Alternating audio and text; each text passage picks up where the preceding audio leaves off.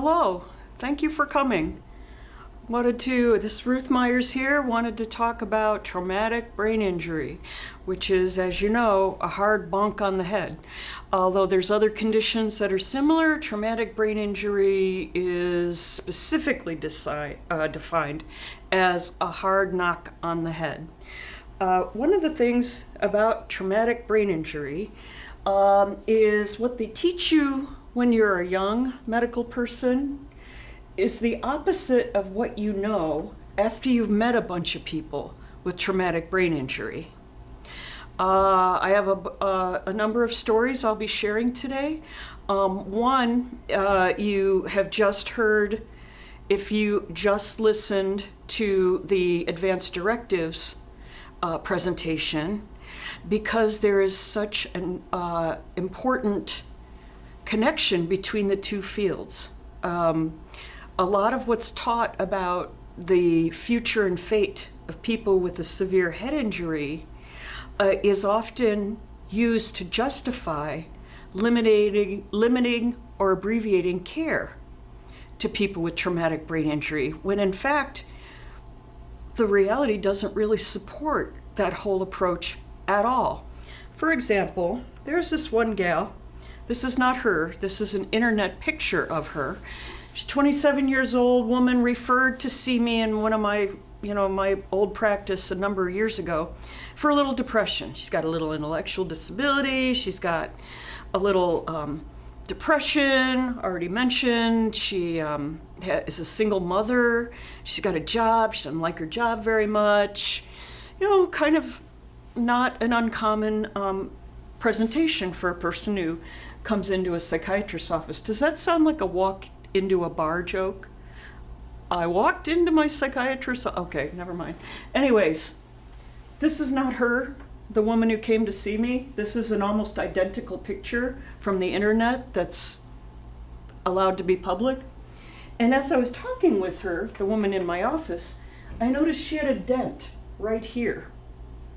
Only the woman in my office had a dent right there, but it was same kind of dent.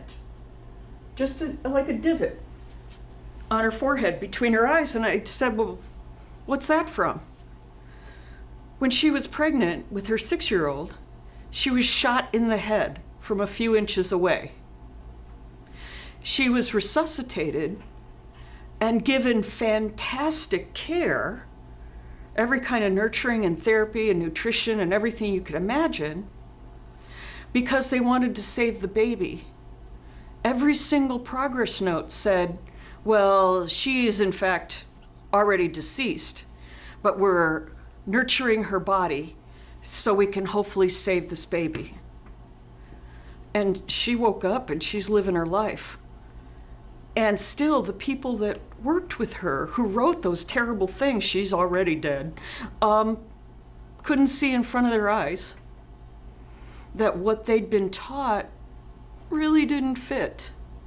And that's the story of people with severe head injuries. The amount of recovery can range from minimal to stupendous.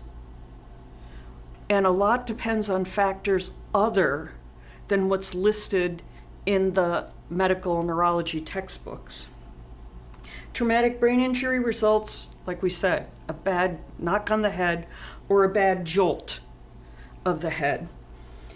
It can also result when an object goes through the skull into the brain tissue. The aqueduct of Smith & Wesson, for example, or something of that nature. Mild injuries affect brain cells temporarily, and brain cells heal slowly. They heal, but they heal slowly. Severe injuries can compound the injury to the brain cells with bleeding, bruising, and torn tissue. These complications can cause more and more complications and can result in death. And for people with traumatic brain injuries who don't survive, it's typically the complications that shorten their lives. What are Other conditions that are often receiving some of the same treatment, the same understandings, people with aneurysms in their brains, ruptured or unruptured, strokes, infections or inflammation of the brain tissue itself, abscesses in the brain, or hydrocephalus, where the fluid-filled spaces can't drain and they swell up and block and put pressure on the brain tissue so it can't work properly.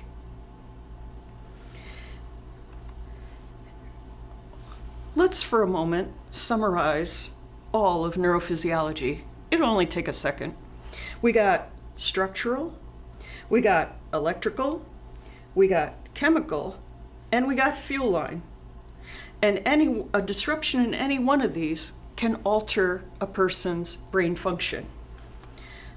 So for those of you that are already restless and need to leave really, really, really early, the best source of information about a person with a brain injury is that individual person with the brain injury. The next best source is neurosurgeons and neurorehabilitation experts who have a good track record of recovery, which is different than saying somebody who's well-trained or somebody who has lots of credentials. The only one that matters to me is how do their patients do. And the worst source of information is textbooks that try to issue prognosis based on seriousness of injury or the difficulty involved in the recovery. They have nothing to do with the given individual. Let's talk about a famous actor. In 1974, he fell while he was rehearsing a play. He had a severe head injury. He was unconscious for a very, very long time and comatose. He permanently lost his sense of smell and feeling in one elbow. But he wanted to return to acting right away, which is the thing he loved most in life.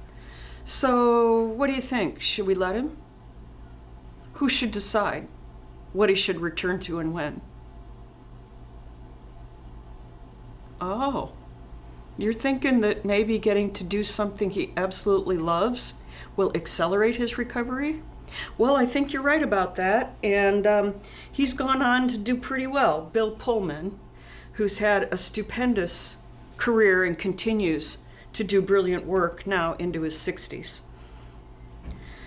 What was the thing that caused him to overcome his prognosis in a time when very little was known about how brains heal? Right? Doing something he loves. And that is another name for that. There's all kinds of names for it, but one name for that is neurological splinting, where one part of the brain that operates well and fills your whole body with pleasure washes you with those kinds of chemicals that help you heal all the other parts that are having a hard time. That's why rehabilitation centers that do really great work tend to be fun places. You go there and you just feel good the minute you walk in the door. They're the ones that do well. Or another person, you heard about him if you were attending the hospice presentation. 1946, a 9-year-old boy thrown off his bicycle, thrown headfirst into a tree. Got no treatment. Unconscious for who knows how long, and lost an entire year, has no memory until from ages 9 to about 11. Textbooks say, don't give this kid any resources. He's never gonna succeed. Why should we bother encouraging him? We should just tell him, be realistic. We'll find you a good job, sorting widgets somewhere. Who should we be consulting about what he wants to do and how hard he wants to work to do it? Who could that be? Oh yeah, him.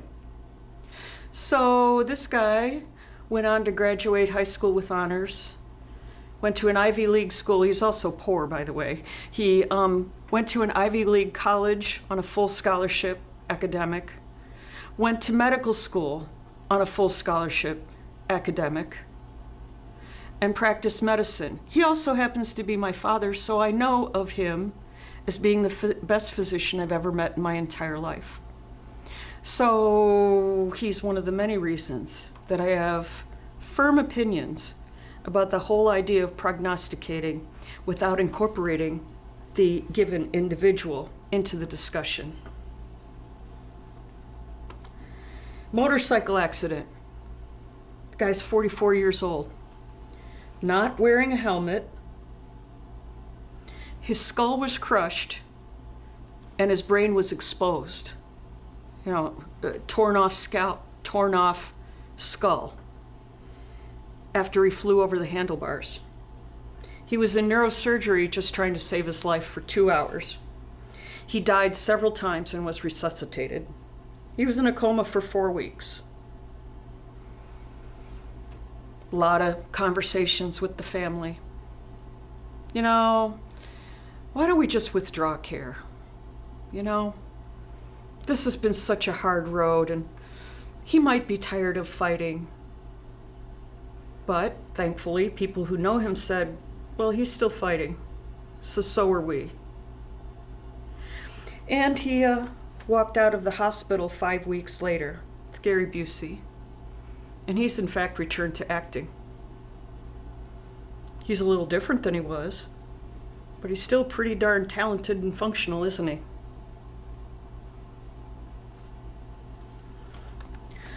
What contributed to the accident? What contributed to the recovery? Right?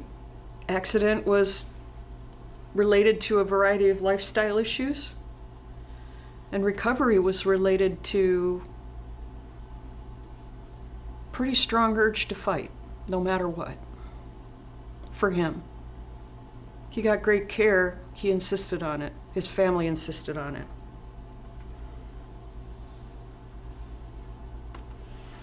(1986), age 33, athlete, really amazing athlete. He was engaged in his preferred sport and sustained a depressed skull fracture with hemorrhage, which means bashed in a big dent in his brain. He was not supposed to live. He had emergency neurosurgery. It saved his life. He's 33 years old when this happens. He was in a coma for 7 days, and his family was pulled together to say goodbye. Now he wants to go back to engaging in the same sport. What do you guys think about that?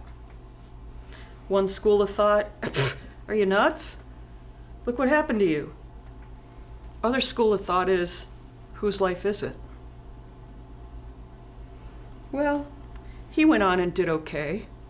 Jackie Chan, who's still acting, and he's pushing 70. Did all right, didn't he? What was it? What was it?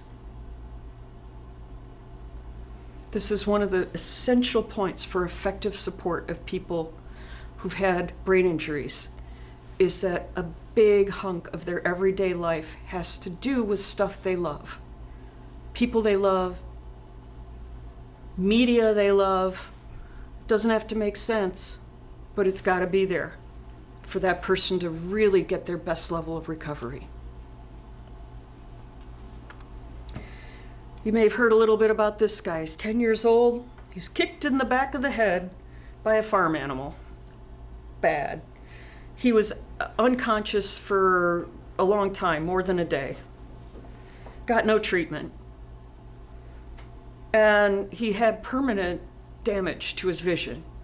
And it was because the injury was to the back of his head, which is where all the things are that we use to process visual input.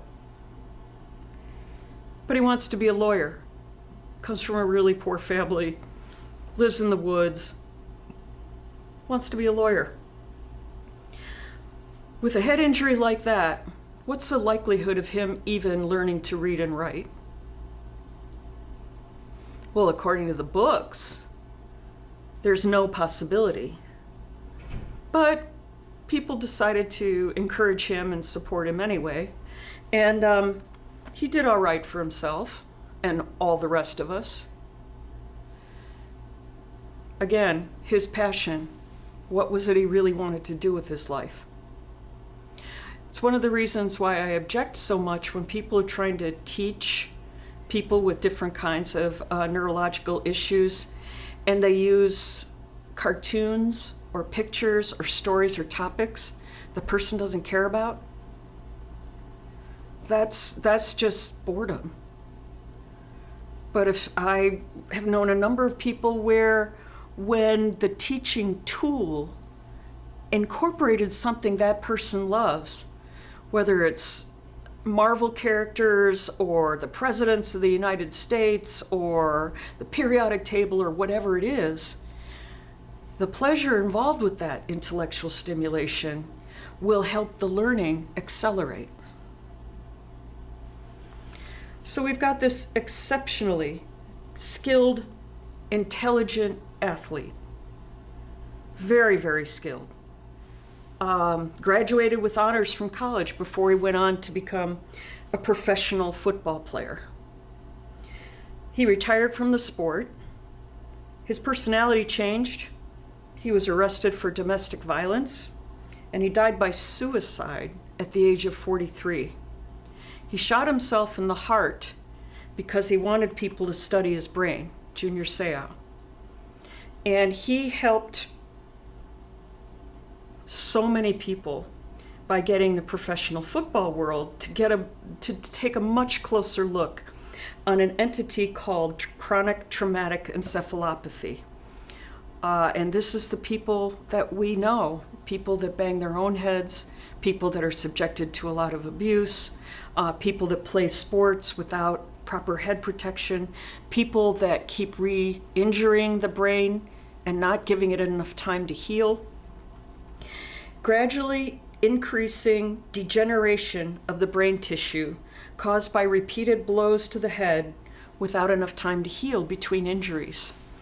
And when all this stuff came out about Junior Seau and some of the other professional athletes, it turned a lot of us off from professional football, didn't it? But then they put in all the protective measures, and I say, all right, you're trying to do it right. That's very good. So I think there's been progress. Boxers, athletes, military veterans,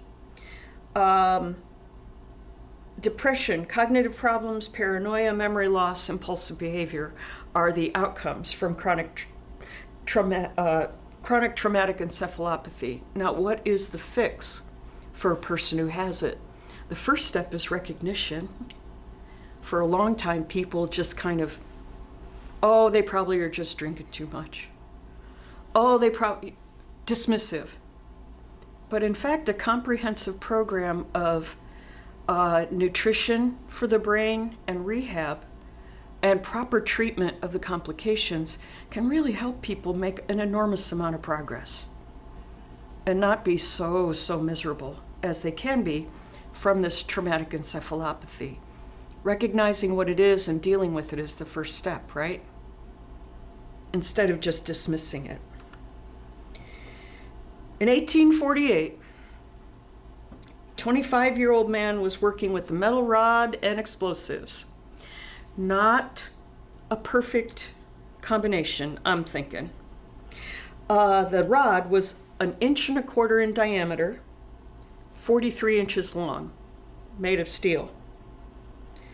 The powder that he was working on, the explosive powder, exploded and drove the rod up through his cheek and through both frontal lobes of his brain. He walked to a cart and spoke after this accident, after the rod flew through his brain. He developed an infection, and that's what put him in a coma. He was in a coma for 10 days. And a month later, he was well enough to leave the house that he was recovering in.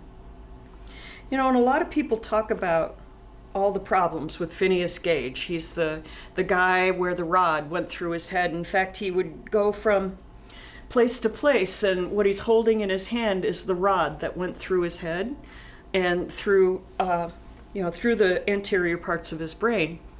His personality was really changed. There was a lot made about that. This is, frontal lobe injury. This is what happens. Lost his skill with numbers. He was unmotivated and disinhibited at the same time. And he was kind of a grouch. But, and this is an important but, it's pertinent to everything to do with brain injury. He got better. After people wrote and wrote and wrote about what all these injuries did to him personality-wise, they didn't watch him long enough. 2 years after this accident, he was able to work in a livery, then worked as a stagecoach driver for 7 years. At least as complicated as anything he'd ever done beforehand. And the cause of death was not the injury, the cause of death was seizures. And this is the story, isn't it, of people with traumatic brain injuries, is that the injury heals. The complications are what may take a person out. So what are those complications? Not necessarily permanent, because brain cells do change, they do heal. Personality changes. Patchy cognitive changes. The person can still do calculus, but long division is gone, for example. Headaches, sensitivity to light, seizures, oversensitivity to medicines that affect brain function, and tons of medical discrimination. It's often one of the reasons I hesitate to document it when I'm writing a report. I always do because it's important. But in certain parts of the medical system, once they hear TBI, they automatically make a whole lot of assumptions that lead to less care than anybody else would get. So if a person has a head injury, what should emergency care look like? What should we be advocating for? There's a concept called the golden hour, which is right at the beginning. As soon as we see a change, an immediate evaluation by a center of excellence improves prognosis, which means I will call for the air ambulance.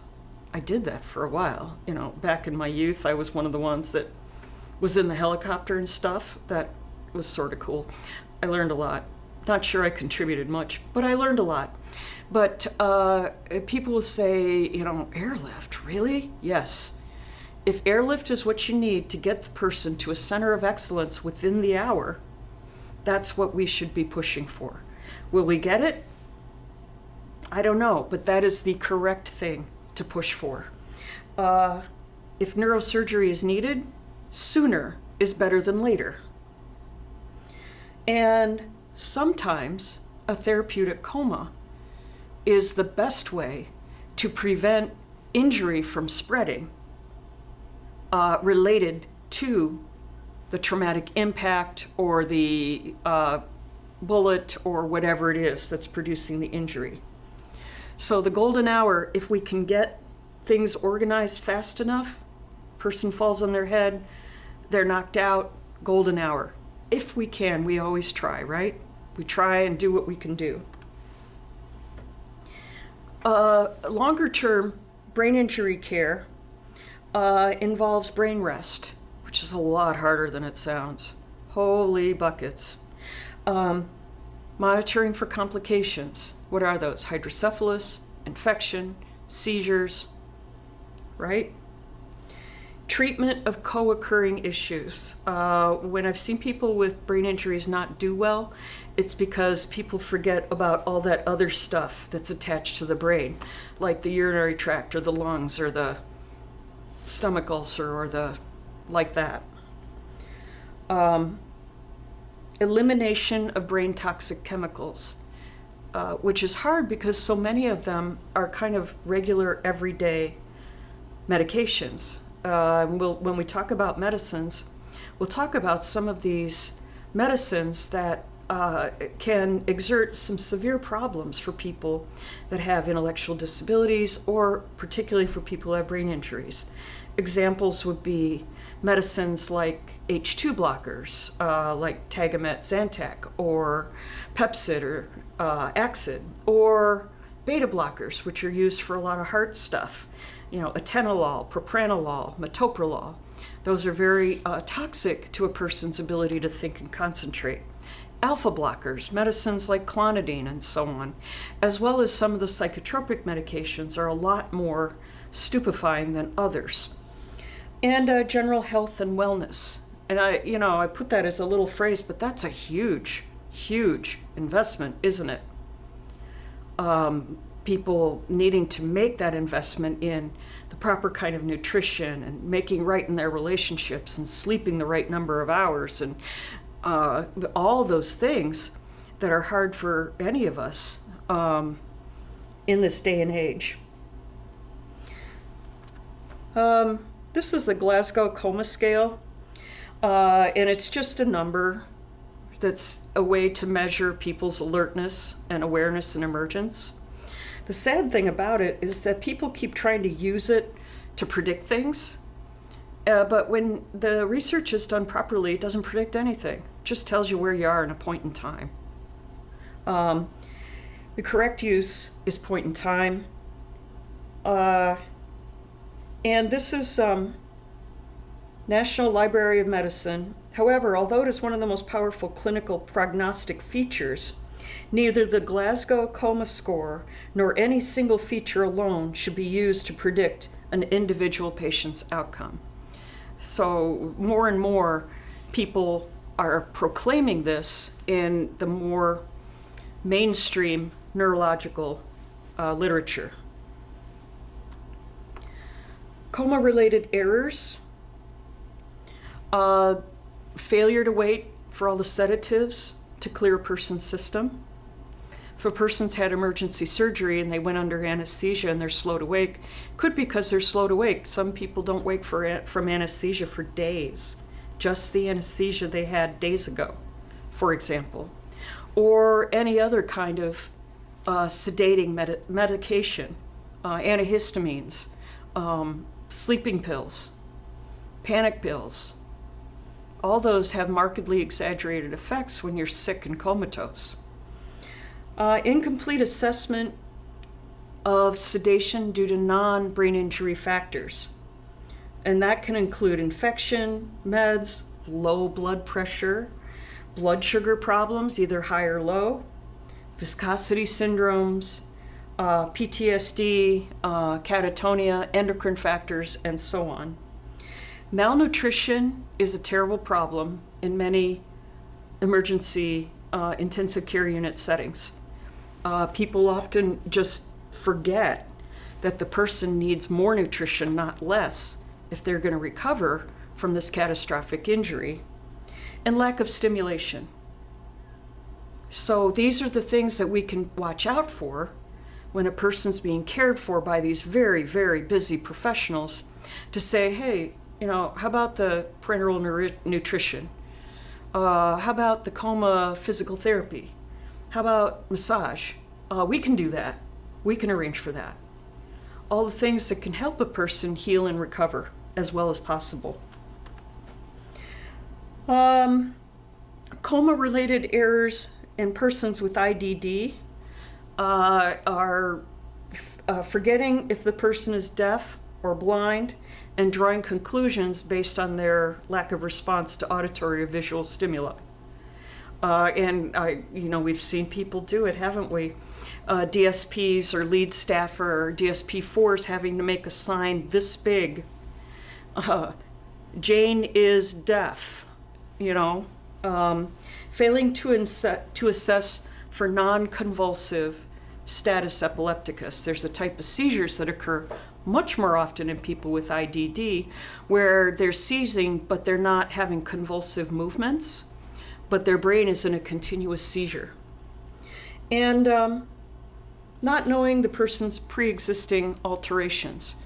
The reason this person may not be able to raise their hand when ordered to is that they've never been able to raise that hand, not because they have a head injury. Coma treatment, like I said before, you don't need a miracle, you just need patience.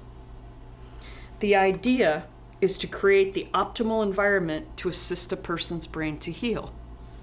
Again, not as simple as it sounds, right? Correct intracranial pressure.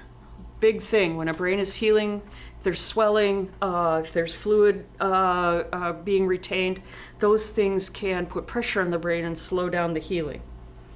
Oxygenation of the brain and the rest of the body.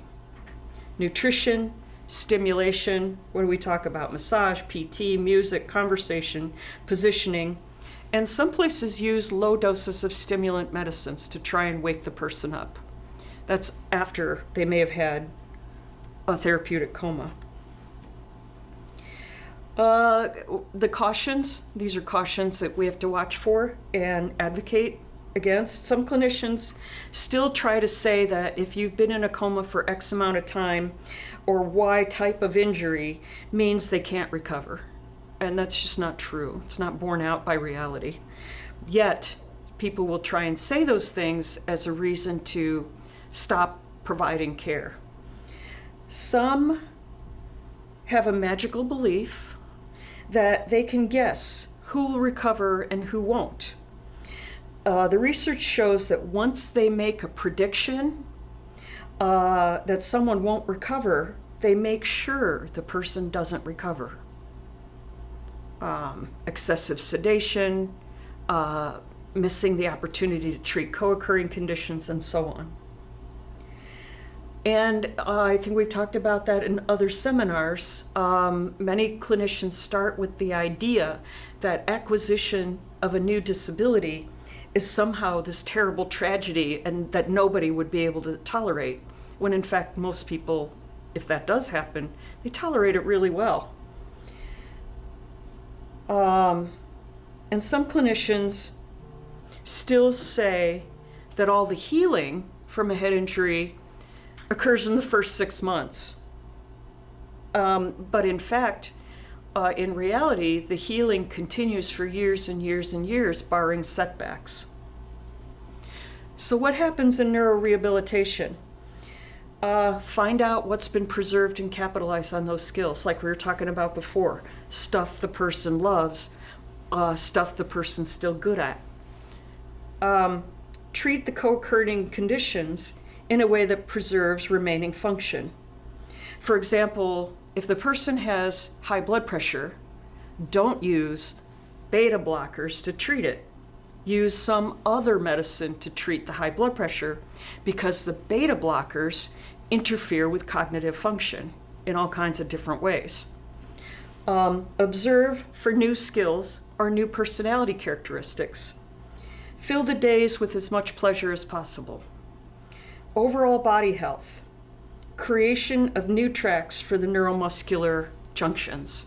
And this is part of sensory motor psychotherapy, all kinds of body-based recovery plans where what we do all through here has an impact up here, doesn't it?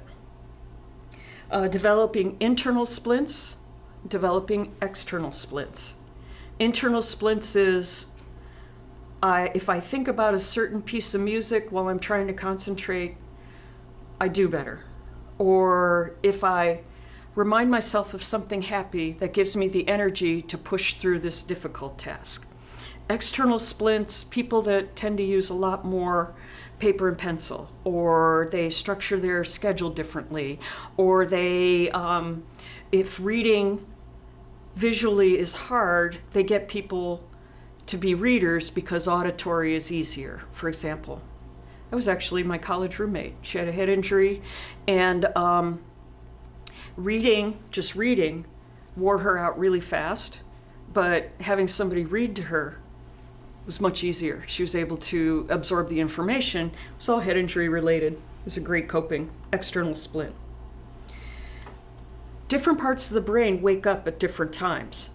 And people that have a lot of experience working with people coming out of comas will often say that the really angry part of the brain might wake up first, And not to make too much of that. It's a process. Recovery can occur fast, slow, and both at the same time. Memory and recall is often unpredictable. Some nutritional supplements might help. The evidence is not great, but there's still some good evidence to consider.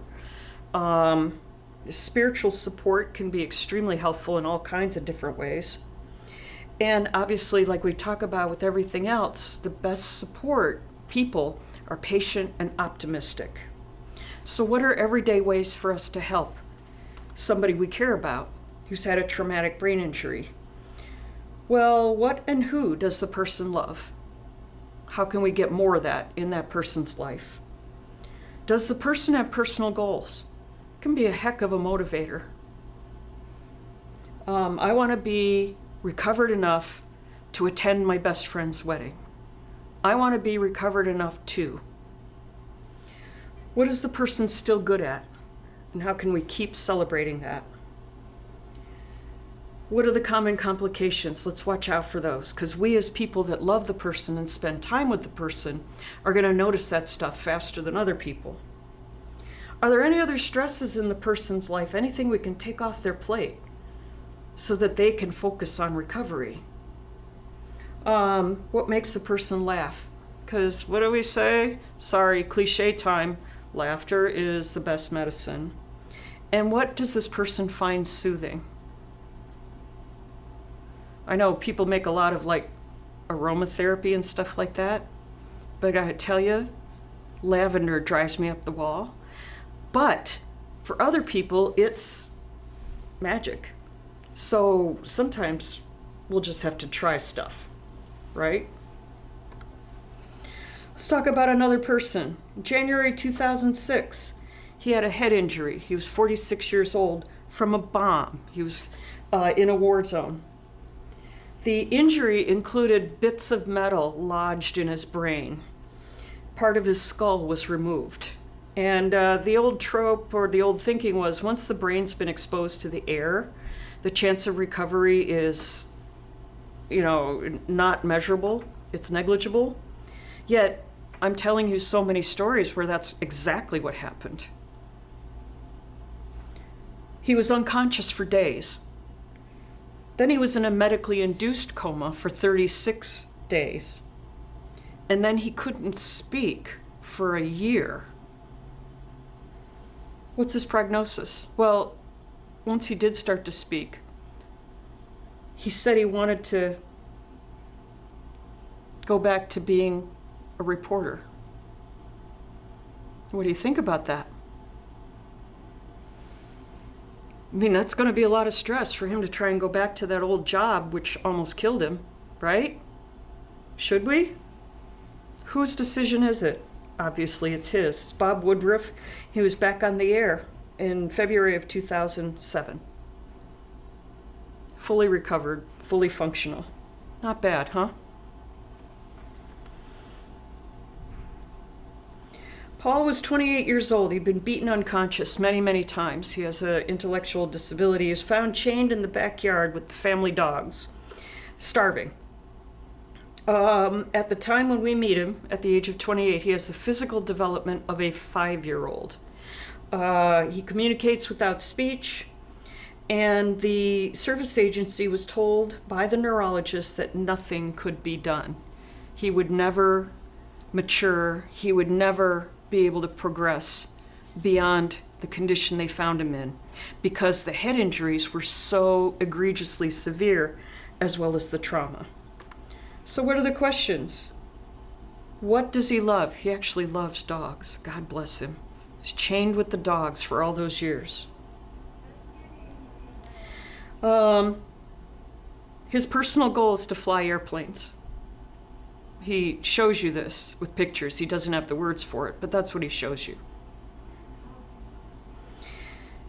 What's he good at? Busting stuff up.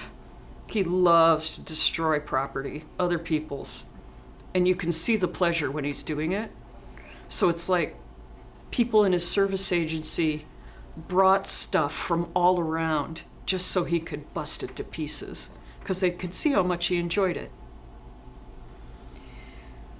he had been starved, along with the severe head injuries. And what makes him laugh? The Three Stooges? Golly, that's horrible. But he loves it. And he loves to watch a single segment of The Wizard of Oz when the witch gets melted. He watches that 100 times a day if he can. The neurologist is pushing for hospice. He's got some seizures. He says, maybe we just take him off the seizure medicine and maybe he could go out that way. His interest in dogs and the Three Stooges was counterintuitive, and his conservator was arguing against him having access because of the obvious trauma trigger issues. The old-style behaviorist said the destructiveness was an inappropriate behavior, and we really need to come up with a program to get him to quit doing that. What do you guys think?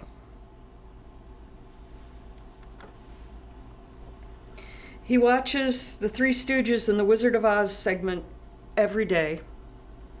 He got a part-time job walking dogs. He picked out and was supported to have the dog of his choice. Big, ugly, scarred-up pit bull. Favorite dog. Got a paying job at a recycling center, busting stuff up. Got treatment of migraines and depression and malnutrition. Fired the neurologist and the behaviorist. And 1 year later, he's 6 feet tall, weighs 180 pounds, can speak 3 and 4 word sentences, and is looking around for a girl. None of that stuff was rocket science, was it?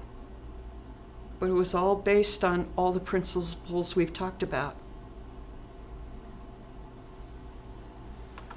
The topic of brain injury often brings up the topic of advanced directives, which is a much longer seminar we'll have another time.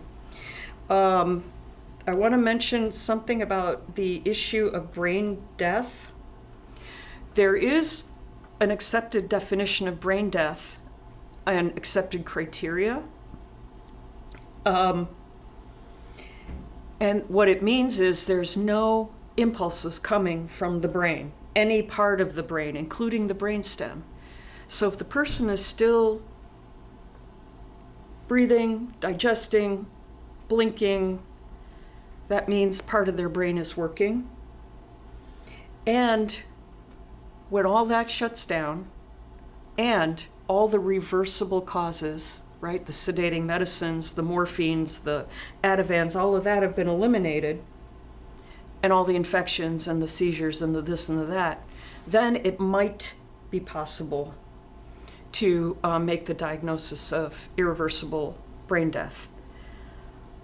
I think it's terribly important at all times that we as advocates always counsel careful, deliberate, take our time decision making, because people's lives are often depending on that. I just wanted to talk about a few more people. For example, Karen. Karen had an unwitnessed cardiac arrest found in a car by the side of the road, 46-ish age woman. As soon as she was found, resuscitation was started, but nobody knew how long she'd been down or how long there'd been no circulation to her brain. Vital signs were fully restored, but she did not wake up. She was admitted to the hospital, and just as they were trying to make a case to say, maybe we shouldn't do anything, her husband, a lawyer, showed up to keep her company. So they reevaluated the whole situation. She got stupendous care after that. Once again, back to that point of everybody should have an advocate when they're in that vulnerable of a position. And an advocate that can't be dissuaded, can't be talked out of the proper care for a person. This Karen was my practice administrator in my practice in Minnesota. She was the den mother for our entire group, and 5 weeks after this event, she came back to work full time. Kicked butt. She got proper care, but she wouldn't have if it hadn't been for advocacy. Michael had an unwitnessed cardiac arrest, but the resuscitation was started immediately. He lives in a supervised living situation. He was resuscitated within minutes, but he didn't wake up immediately. He was, after 4 hours in the hospital on high doses of sedating medications, his family was told there was no hope of recovery and he should be extubated. And they bought it, and he died. Why? For all the reasons we talked about. He happened to have severe to profound intellectual disability, so the people that were pushing this decision on as conservators were highly biased against valuing his life. So some more ideas about people with traumatic brain injuries and their recovery. Cognitive budgeting. This is a situation where, unlike working muscles, when you work the brain, you need to know when to quit. Because if you work it too hard, the person will be set back. Doesn't make people stronger. This is a very different kind of an operation than other kinds of physical fitness. How long can the person focus and concentrate? What is the highest personal priority? And people do better if they explicitly organize their days so that the highest priority, most important issues, the most meaningful issues, start the day, and then the rest of the day is rest and pleasure. The brain is different than the heart and other muscles like the heart. Pushing too hard does not make it stronger. Rest and pleasure accelerate healing and recovery. Memory budgeting, also important. How many pieces of information can a person keep in their head? Each piece that they try and keep in their head is bandwidth that may be extremely limited if they've had a head injury. So one of the ways people cope is to write every single thing down so their head is clear for the next piece of information. This helps other people too, but it turns out to be an absolute essential for people who've had certain types of severe head injuries. Does the person want something constantly available in their head? They may, but it's easier for them to do that if they also keep a backup, which sounds paradoxical but isn't. It's another one of those things where if you make it easier, it's more likely to happen, unlike the no pain, no gain idea that people have for other types of recovery. Patty, 53 years old, loves church, wants to go every single day. She had a very, very serious head injury when she was a teenager, and she had a BCBA who made it her personal crusade to get Patty to bathe, dress, and feed herself without any support. So you probably can guess what Patty's BCBA did and how it worked out. So the BCBA thought, since Patty loves church, let's leverage church by saying she can't go until she bathes, dresses, and feeds herself, according to our criteria. But if the issue is head injury, is that going to work? Of course not. It's the opposite of what is appropriate to do. To fill her life with the things that give her pleasure, make it much more likely for her to have any energy left over for things she believes are drudgery. And going back and forth on this was a long advocacy journey.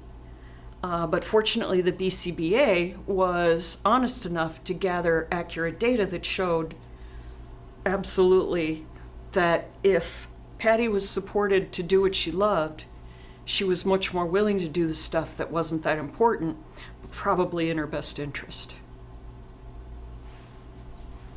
Some nutrition notes. These are some different kinds of foodstuffs that tend to be very helpful for people with traumatic brain injury. Caffeinated black coffee. And I just got my geek on with the neurologists at Harvard who are even pushing this harder than they used to. They used to say 1 or 2 cups. Now they're saying 3 cups a day of strong black coffee is good for people, particularly people who've had a head injury. Go figure. The pendulum will swing back and forth. Whole food, plant-based, organic foods are considered to be very helpful for people from a cognitive recovery standpoint. Lots of fluids, electrolyte balanced fluids, not free water. Well, free water is important for weather like we have in the summer in California, but also electrolyte balanced fluids are important. If it tastes good, that improves the benefit because it lights up more parts of the brain in a good and healing way. Carbohydrates are brain food. Very important. That's the only thing the brain can run on is glucose and byproducts of metabolized carbohydrates. Very, very important to avoid ketone diets or low carb or absent carbohydrate diets for people that are trying to recover from a brain injury. They need the carbohydrates for their brains to heal and recover and function. It's also nice, if we can, to reduce inflammation as much as possible. Simple sugars tend to irritate some people, not everybody, thankfully. Other kinds of inflammatory foods should be reconsidered, and for each person, trying an elimination. Some people find that it makes no difference at all if they cut simple sugars. Other people find it makes a big difference. It should be a highly individualized, but these are some guidelines to think about. Some supplements that integrative medicine physicians might or might not endorse, and these are they have some evidence to support their use in brain healing and recovery. Phosphatidylcholine and serine at a dose of 1,200 to 1,300 milligrams a day is a brain healing supplement, and people tell me when I've suggested this is something other people advise, they try it, they like it.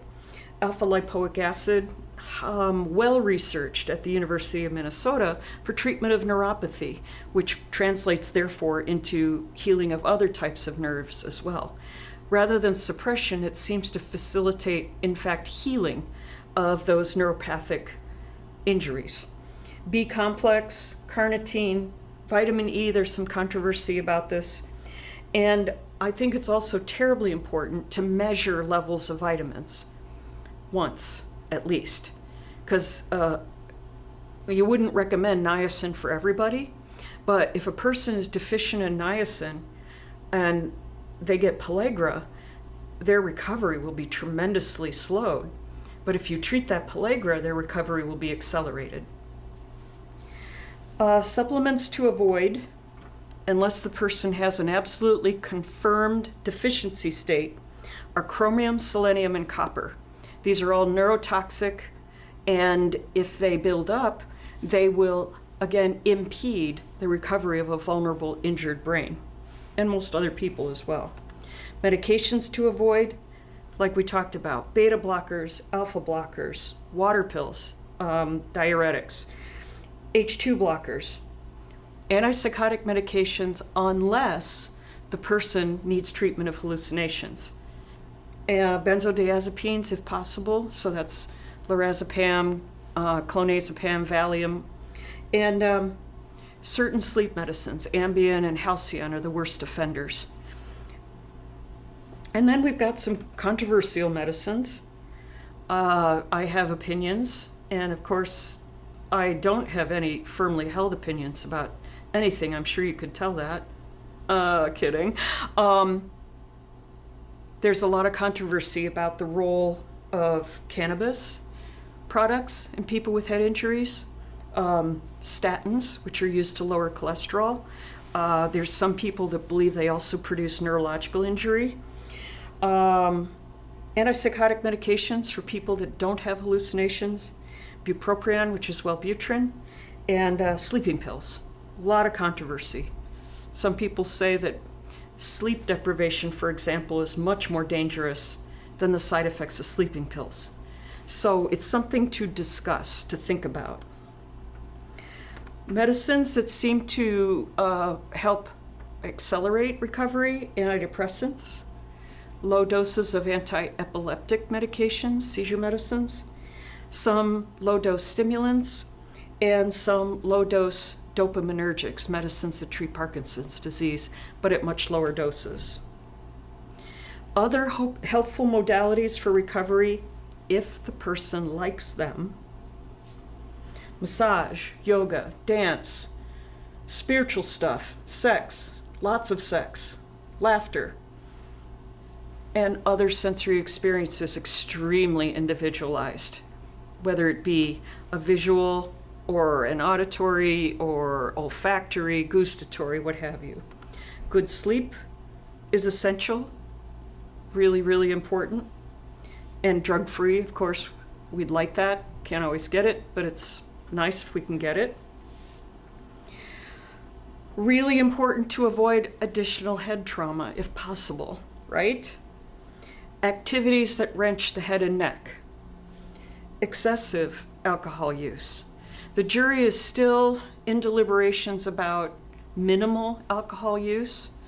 One camp says there's no safe level of alcohol use for people who've had a head injury. Other people say minimal use, 2 drinks or less a week, is probably fine. It's all over the place.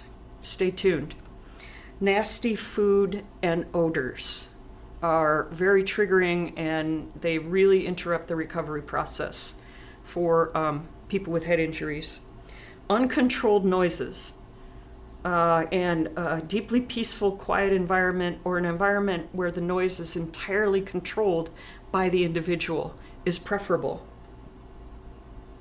And like we talked about before with the gal who likes to go to church, leveraging pleasure experiences is not helpful and is the wrong way around. So really important, if you can, to maintain a file of all the lab reports, the objective data, the imaging reports, the EEG reads, and so on. Find someone you can trust to look at those data. Say, are we on the right track here? And here's some other travelers that have good information to offer advice, to offer that second or third or 12th opinion. American Association on Health and Disability publishes an amazing journal.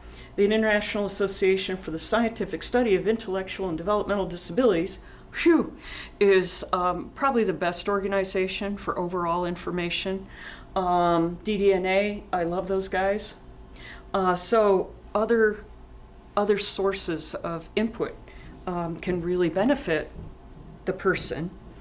To summarize, people with traumatic brain injuries often experience a number of late complications. The science of helping brains heal is continuing to evolve. What's been carved in stone today may have no value down the road. The evidence in front of our eyes and in the published literature indicates that the prognosis is improving. Should not be surprised, right? The better and more whole person the care, the better people do.